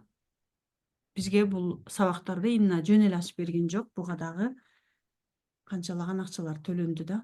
Ошон үчүн эмне үчүн баалуу деп айтып атышыңыздар мүмкүн. Эмне үчүн мынчалык кымбат? Да, ошончолук баалуу сабак, кымбат эмес, аябай сонун. 100 000, 250 000 150 000 менен келсеңиздер, сиздер уже миллионго спокойно фокусуңарды кое берсиңер керек. Зачем о жерде на 6 месяцев рассрочка болгондо 50 000 биринчи берип, анан 100 000 на 6 месяцев болобу? Кеш түйүү менен М+.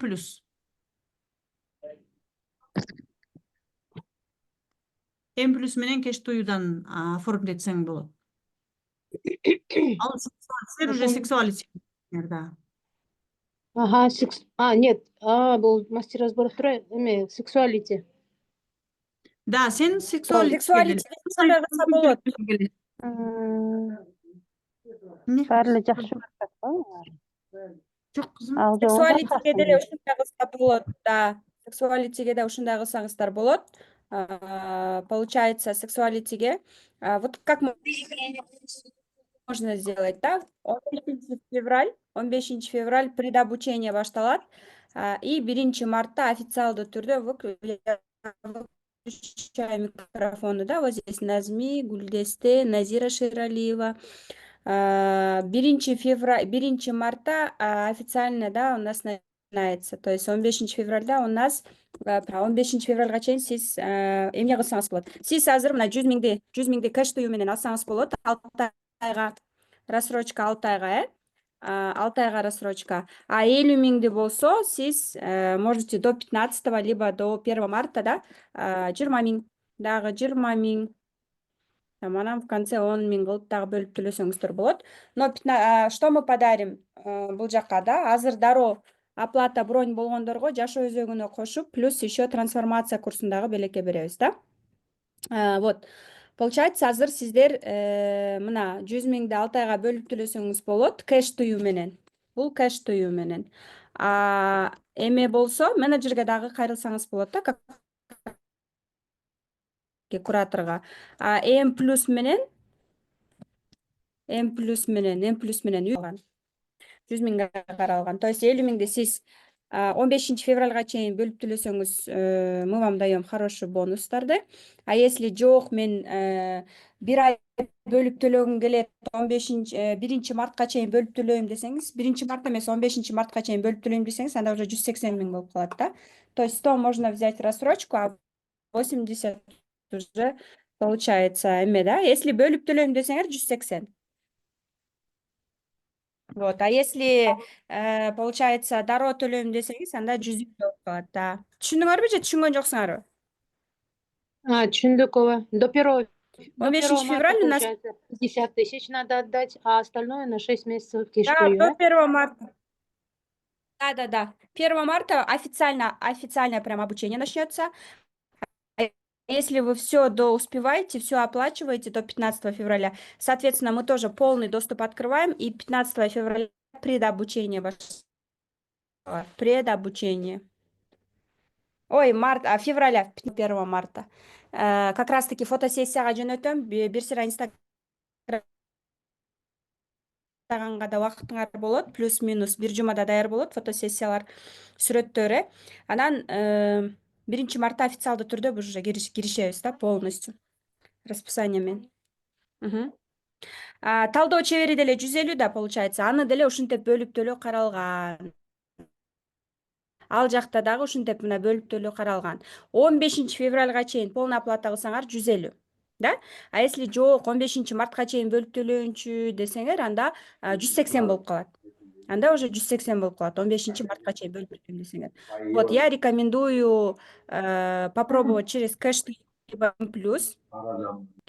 Кэш либо М+. Бронь до 15 февраля это 50 тысяч, да, 50 миңди дагы 2 бөлүп төлөсөңөр болот, да. Кто хочет, мисалы үчүн, допустим, азыр канча 20 миң, 10 миң кылып бөлсөңөр болот. И биякта мына, да. Если кэш тыюу же М+ бербесе, ар кандай, может быть, черный списоктасыңар же башка кредит барбы же и так далее, рассрочка барбы. То есть у нас вот эта рассрочка эме болуп атат, да, вот есть возможность оформить ее. Пока есть возможность рассрочка менен. Может и не быть скоро. Да, может быть и не быть. Смотрите, М+ и кэш тыюу есть. Анан ошо мастер споровко получается, бияктан 1 сертификат алышат, мастер деген. А сексуалитиге келгендер 3 сертификат плюс бизнес разборлорду кылганга дагы укугу бар деген 3 сертификат. Аз көрсөтөм кандай сертификаттарды аласыздар. 3 сертификаттарды аласыздар. Анан бул жакта 3 сертификат алынат. И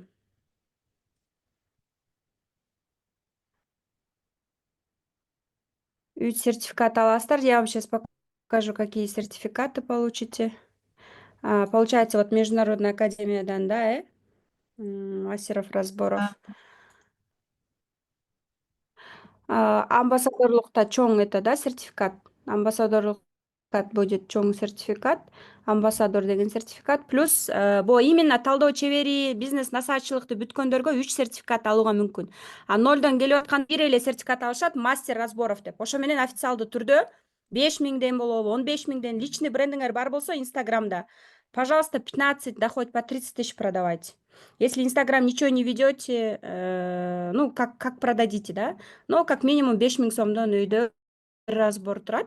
Потому что силер билесиңер, квантовый психологияда мастер разборов сразу бүткөндөр минимум 5000ден үйдө сатышат разборлорун. Вот, я вчера как таки об этом и говорила Zoom'дан тоже. Сейчас я покажу.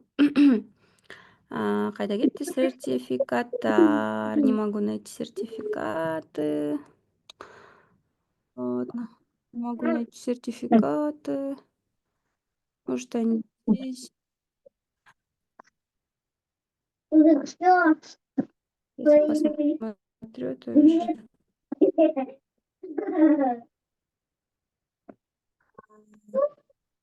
А,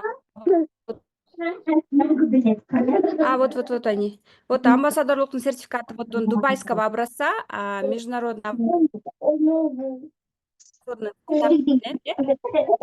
стандарт менен. Так, Гузада. Я выключу ваш микрофон.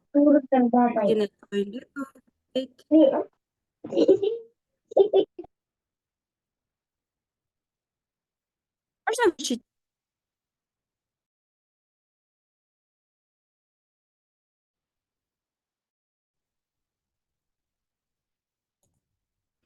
Так, сертификаты. Бул жакта сертификат вот международного образца. Силерге презентация көрүнүп атабы же көрүнгөн жокпу? Көрүнүп атат, Ага, көрүнүп атат. Вот такой международный сертификат.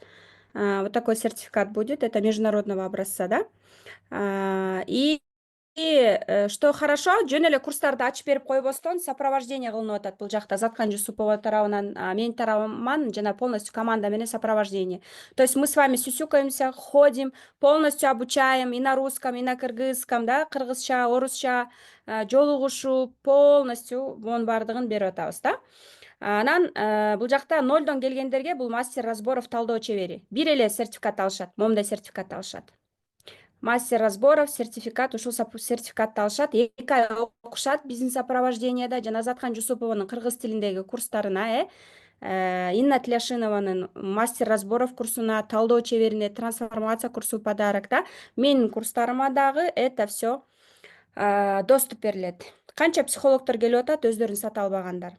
Вот как раз таки и все мои инфопродукты направлены на то, чтобы вы научились делать на свои разборы очередь и проявляться в Инстаграме, во внешний мир, быть звездой. Правильно? Вот. Талдоо чебери кандай өтөт? Курстарга доступ өтөт. Жума сайын онлайн Заткан Жусупова менен жолугушуу разборлор, мен менен жолугушуулар, ретрит, фотосессия, рассрочкаларда каралган. Именно өзүм разбор жазайм. Именно кайра улам эле разбор жазап берип койчу деп жалдырабайм дегендер бар болсо, өзүңүздөргө үйрөнүп алсаңыздар болот. Биякта рассрочка, методы оплат каралган. Куратор менен жеке өзүмө да байланышсаңыздар болот, потому что счетную оплату мен жөнөтөм силерге кэштуюга. М+ менен девочки вам подскажут и так далее, да. Пока есть возможность, используйте этот шанс, потому что все может быть. Может, мы уйдем, в бизнес. Может, Инна, допустим, бир жылдан кийин уже все болду деп коюшу мүмкүн, Все может быть, поэтому пока есть возможность получить это через нас, используйте. Следующий поток я обязательно буду поднимать цены, потому что мы обкатываем эту систему. Это будет стоить 200 тысяч как минимум. Поэтому первый поток болгон үчүн ушундай мүмкүнчүлүк бар. Силер билесиңер, каждый раз я всегда поднимаю цены. И бул жакта сексуалитини биз на массу презентация эмне үчүн биз силерге отдельный зум кылып атабыз? Сексуалитини только сиздер үчүн. Заткан Жусупованын мурун кийин окуган, насаатчылык, талдоо чеберин окуган айымдар бар болсо, именно ошолорго ушундай мүмкүнчүлүк берип атабыз, да. И вот именно бизнес насаатчылыкты окугандарга очень крупно повезло. Потому что талдоо чеберин окугандар 2 эле сертификат алышат. Sexuality и бизнес разбор. А бизнесте окугандар 3 сертификат алышат Инна Тляшиновадан. Мастер деген. Экинчиси sexuality деген, үчүнчүсү бизнес разбордорду кыла алат деген 3 сертификат аласыңар. Мурун кийин бизнес насаатчылыкты окугандар 3 сертификат алат. 2 айдан кийин. Это все 150 тысяч. Следующий будет уже в 200 тысяч через 2 месяца. Летом жандуу жолугушуп, лично мен жандуу жолугушуу эч нерсе жок. Летом айылга кетебиз, я не буду встречаться вживую. Жандуу жолугушуу жок. Только онлайн кылам полностью. Азыр еще боякта 1 айда 1 жолугушуу кылып атабыз да. Талдоодо 4 жолугушуу бар. Талдоо чеберинде 2 айдын ичинде 4 жолугушуу бар. Майдан кийин 3 айда болгондо, то есть у нас полностью только онлайн болот. Даже ушул баа калса дагы полный онлайн только болот. Поэтому пока есть возможность, используйте этот шанс. Затканже еще планирует, да?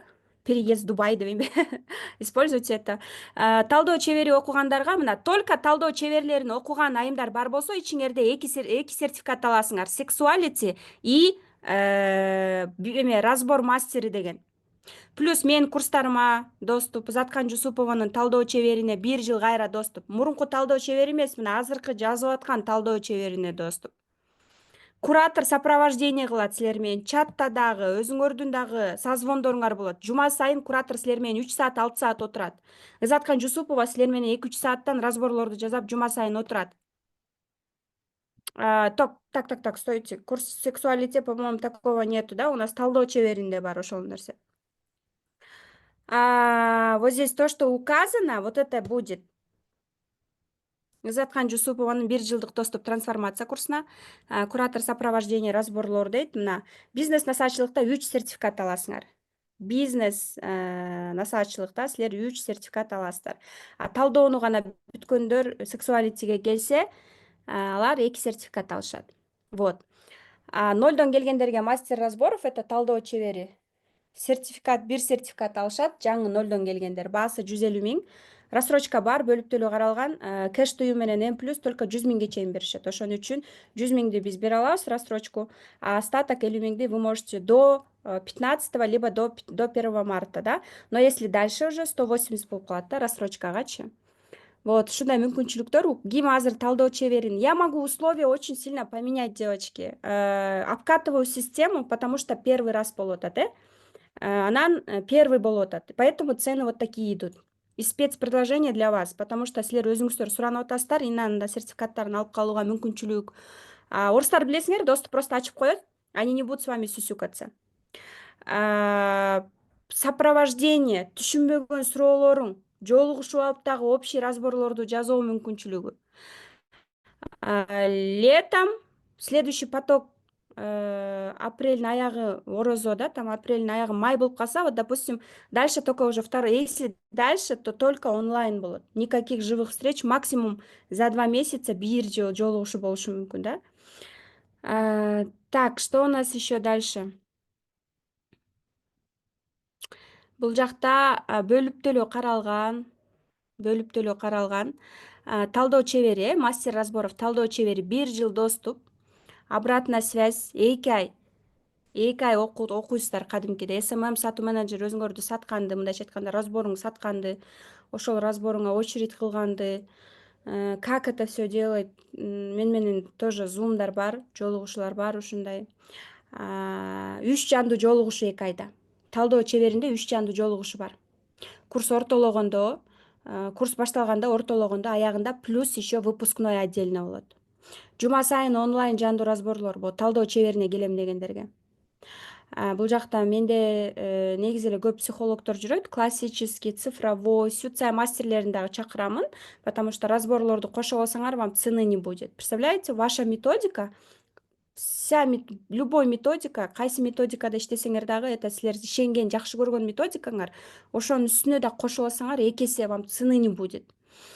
Жума сайын онлайн жандуу разборлор Заткан Жусупова менен, мен менен, получается, жандуу жолугушуулар онлайн. Жума сайын куратор менен сөзсүз түрдө разборлор. доступ курс бүткөндөн кийин 1 жыл Инна Тляшинова 1 жылга доступ ачып берет башынан баштап. Заткан Жусуповдун талдоо чеберине трансформация курсун белекке берип атабыз. Мына трансформация курсу кайтарым байланыш менен силерге подарок беребиз. VIP сопровождение болосуңар. Это только для 10. VIP ученицы, VIP сотрудницы, VIP ученицы, да, можно сказать. Вот, поэтому вот такая возможность для вас. Ушундай мүмкүнчүлүк. Кандай суроолор болуп атат? По оплатам дагы да кандай десем, буякта сертификат деп айттым, 0дон или трансформация, жашоо өзөгүн окуп, мен мастер болом деп келгендер мына талдоо чеберин сунуштайбыз. Мурун талдоо чеберин, насаачылык окуган, Заткан Жусуповадан окуган айымдар бар болсо, аларга 2, даже 3 сертификат алууга мүмкүнчүлүк ачып атабыз азыр. Да? Мүмкүнчүлүк ачылып атат атайын сиздерге. Мына сексуалити. Бул второй уровень. 0дон сексуалитиге эч ким өтпөйт. Потому что база жок. То есть талдоо чеберин өтүш керек алар. Сразу бияка секире алышпайт. Сразу 3 сертификат хочу деп бизнеске эле келе берейинчи, андан көрө 150. Нет. Никого не возьмем. Сначала талдоо чеберин окуйт биринчи. М-банктан аласыңар, ооба. Запись экрана, кыздар помогут вам просто.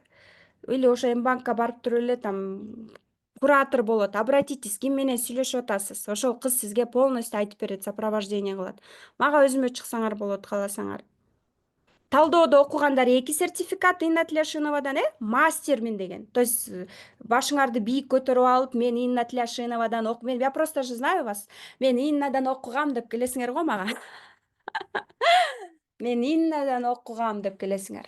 Баары бир качаете головой, гордитесь этим. Я же знаю, столько видела.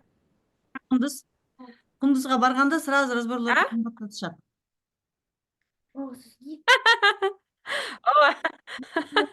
Сразу чек поднимают. 5 миңге чыгышат. 5 миң менен сап жүргөндөр 10 миңге чыгышат да. Талдоо чебери окугандарга 2 сертификат, бизнесте окугандарга 3 сертификат. Вот сюда бизнесте мурун окугандарга вообще радуйтесь, ликуйте, потому что следующий поток минимум 180-200ден өйдө болот. Заткан Жусуповага алкыш, разычылык, потому что даже я сама годовое обучение, полный спектр, все выкупила за $6000. Буюрса дебеймби, я сама тоже кайфую, да. Заткан мен айтып атам, мен өзүм айтып атам, Заткан же сиз барда пока мүмкүнчүлүк колдонуп, мен дагы ушу сертификаттын баарын алып калайын деп. Так что, албетте, да, мне работать и работать, но я в первую очередь для себя, өзүм менен иштешим керек, өнүгүшүбүз керек дегендей, өзүм үчүн, эң биринчи өзүм үчүн алып атам мен. Ошон үчүн это инвестиции в свои мозги, инвестиции в знания дегендей, да. Талдоону бүткөндөргө 2 сертификат, бизнес разборлорго мүмкүнчүлүк, еще у вас официальный разрешение алып атасыңар, сертификат алып атасыңар. Анан бизден по-любому биз менен иштешкендерди биз таштабайбыз да. Бизден окудуңбу? Окей, все. Даже ушундан кийин силер амбассадорлукка келсеңер болот. Окуучуларыма наставничество 200 миңден кылып туруп, аларга мен да Иннадан сертификат берем десеңер, талдоо чебери кыла бергиле. Плюс сертификат менен без сертификат асаачылык кылып алып сата бергиле, кааласаңар. И ал жакта амбассадорлук, конечно, это уже глубокая работа, то есть там мы уже вплотную с вами работаем, да. Но как минимум я приглашаю, если у вас өзүңөр психологсуңар, но у вас у самих много проработок, у вас самих больше затыков, да.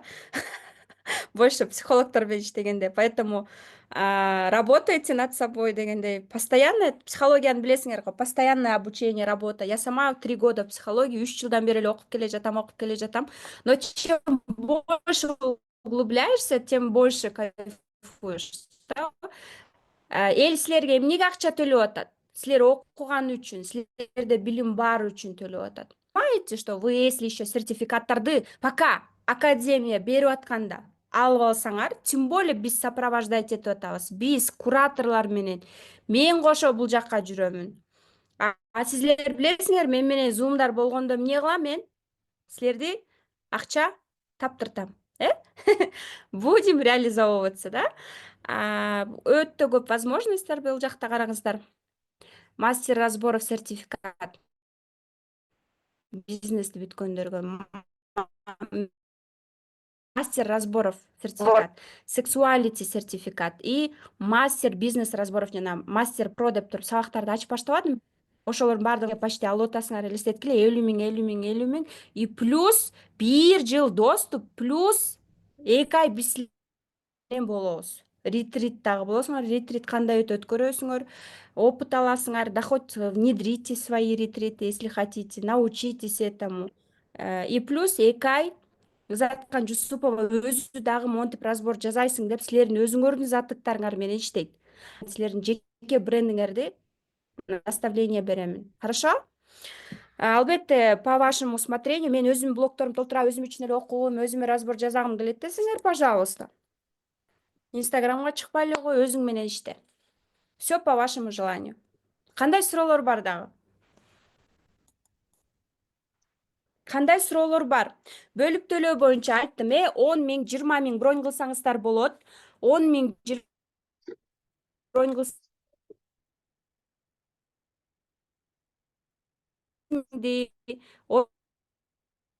офиске барып, кэштуюга оформление кылсаңыздар болот. Одобрение кылып, канте мына 15-inde предобучение башталат, уже доступ 150-нү толук төлөсөңөр. Если 20-30 000 төлөп, дагы бир нечейин дагы 20 000 калды остаток төлөйм, допустим, бул күндөрү силер уже 100 000ди кэштуй менен алсаңар, эмне болот? Силерге бир бонус ачып тура алабыз. Заткан Жусупованын кыргыз тилиндеги талдоо чеберине. Кэштуюга 100 000, если одобрение берсе, силер еще 20-30 000 дагы бронь кылсаңар, остаток калса, остаток алар менен полностью силерге доступ Инна Тляшинованын курсуна дагы дароо ачылат. Потому что ар бирөөңүздөрдөн биз Иннага дагы, академияга дагы акча беребиз. Да? Долларов, $1000. Плюс еще ар бир окуучуңуздөрдөн дагы биз эми акча да которуп турабыз. Ошондуктан как минимум сизде ушул сексуалити ким уже бизден это талдоо чеберине, а дальше еще лучше будет. То есть талдоо чеберине азыр келгендер экинчи уровеньге кийин өтөм дегендерге сиздерге эски бааларды сактап коебуз. Хорошо? Сексуалитини элестетиңиздер, 2 сертификат, 3төн сертификат алып калып атасыңар, зато ошол мүмкүнчүлүк. 1 жыл доступ, Иннадагы, Заткан Жусупов, менин дагы курстарыма 1 жыл доступ. Кааласаңар көчөбү, баягы суроо беришти, психолог СММди деле мен кошуп алсам болобу, окутуп дейт. Пожалуйста, окутуп бериңиз. 15 февраль. И получается, вот 1 марта полный у нас начинается обучение, потому что Заткан эженин планы не знаю, но майдын аягы менен июльда вот жай бою эч кандай жандуу жолугушуу, ретрит көлдө болушу мүмкүн, жандуу жолугушуу жок, честно, полный онлайн. То есть вот азыр пока есть возможность, биз балдар школдо Бишкектебиз, пользуйтесь этим моментом. Вот именно мурун кийин окугандарга сонун мүмкүнчүлүк болуп атат да, бул жакта. Вот. Кандай суроолор бар дагы? Алло, саламатсыңарбы? Саламатчылык. Затканча у нас 10 минут, потому что саат 9-та менде зум. Ага, Да, давайте да, закругляемся. Кандайсың, Заткан? Жакшы өзүңүз.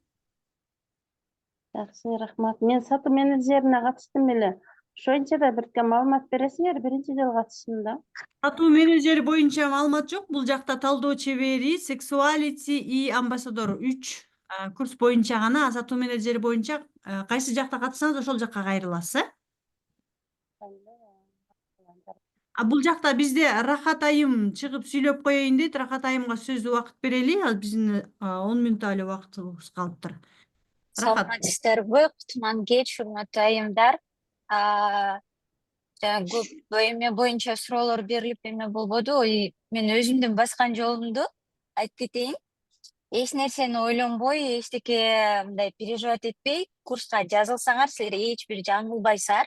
Себеби мен эң биринчи жолу трансформация курсуна жазылганымда болгону 7000 сом болчу. Ошону арам дегенде кыйналып атып, коркуп атып берген болчумун. Азыр болсо мен учурда заткан жерде бизнес наставничествода окуйм. Аябай сонун терең билимдерди алдым. Прям ушунчалык жан дүйнөмдүн тынчтыгын таптым да, мындайча айткандачы. Ансааз келгенсип дагы өзүмдөн эле гупалашман 200 000 сом төлөп, өзүмө разбор алып жатам. Ошол үчүн мен үчүн бул акчалар прям аябай чоң акча болчу мурда. Качан мен баягы 7000 сомго трансформация курсуна кирип жатканымда. Ошол үчүн вообще ойлонбогула. Сексуалитиге жазылам десеңер жазылгыла, амбассадорго десеңер амбассадорго. Это реально очень большой шаг на самую лучшую жизнь. Вот. Действительно. Рахмат сизге, Узатканчы. Да, рахмат. Рахат айым дагы азыркы учурда чет мамлекетте, бирок ошого карабастан ал жакта өзүнүн бизнесин алып барат, окуйт. Тем более бул методика менен азыр башында көп нерсени түшүнбөй атып, азыр сонун прям уже бул методикага мындайча айтканда сиңирип, полностью уже кирди деп айтсам болот да. Когда методиканы сиңирип, аябай түшүнгөнүңүздөрдө прям жашоонун ушунчалык рахат экенин сезип, прям чувствовать этип жашап баштайсыздар.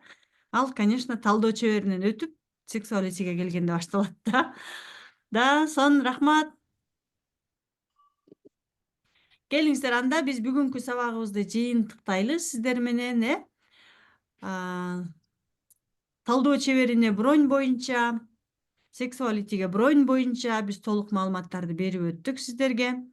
Анан буюрса сиздер менен эртең кечки маалда түз эфирде жолугабыз. Анан 5-күнү 14 февраль күнү Бишкек шаарында жандуу жолугушуу болот. Саат 12-де My Hotel отелинде. Ал жака